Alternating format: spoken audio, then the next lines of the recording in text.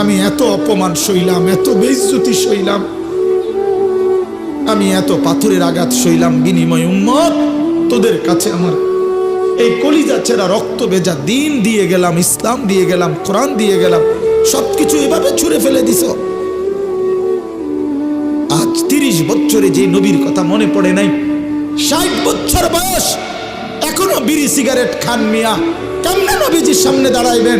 এই উম্মত, এই মুসলমান, আল্লাহরে সাক্ষী রেখে আজকে রাতে ঘুমাইবার আগে একবার ভাইবেন, একবার ভাইবেন, একবার 60 বছর বয়সেও বিড়ি সিগারেট ছাড়তে পারেন নাই, 60 বছর বয়সেও গালি দেওয়া বন্ধ করতে পারেন নাই, 60 বছর বয়সেও চা দোকানে নাচ গান বেড়ি দেখার অভ্যাস ছাড়তে পারেন নাই, 60 বছর বয়সেও সুদের টাকা নিচ্ছেন, কিস্তিতে টাকা নিতেছেন। আরে হারামখোর, কেমনে নবীর সামনে দাঁড়াইবা?